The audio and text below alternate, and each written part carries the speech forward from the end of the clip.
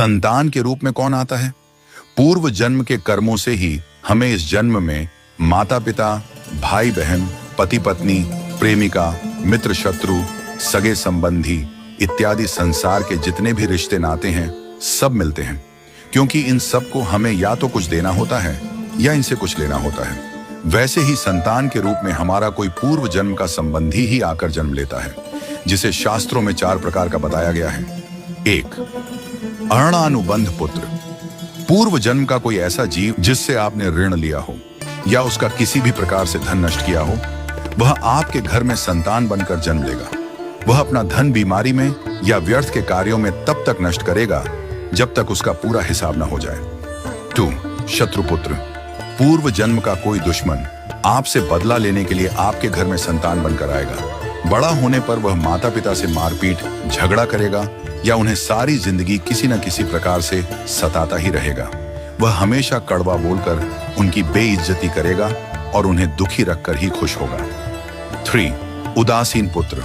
इस प्रकार की संतान न तो माता पिता की सेवा करती है, न ही कोई सुख देती है। वह उन्हें उनके हाल पर मरने के लिए छोड़ देती है। विवाह होने पर यह माता पिता से अलग हो जाते हैं और उनकी चिंता नहीं करते। 4. सेवक पुत्र।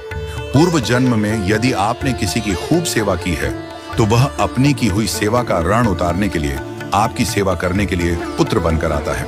जो बोया है वही तो काटोगे।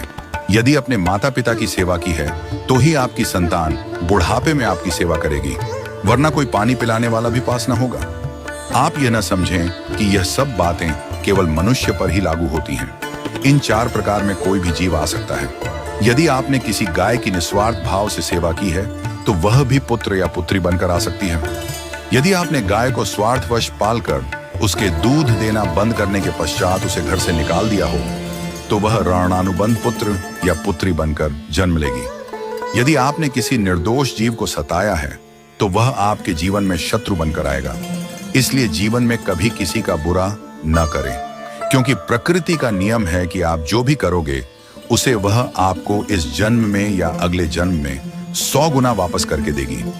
यदि आपने किसी को 1 रुपया दिया है तो समझो आपके खाते में 100 रुपया जमा हो गए हैं। यदि आपने किसी का 1 रुपया छीना है तो समझो आपकी जमा राशि से 100 रुपये निकल गए। जरा सोचिए, आप कौन सा धन साथ लेकर आए थे और कितना साथ लेकर जाओगे? जो चले गए वे कितना सोना चांदी साथ ले गए? मरने पर जो सोना चांदी धन दौलत बैंक में पड़ा रह गया, समझो वह व्यर्थ ही कमाया। औलाद अगर अच्छी और लायक है तो उसके लिए कुछ भी छोड़कर जाने की जरूरत नहीं है, वह खुद ही कमा लेगी।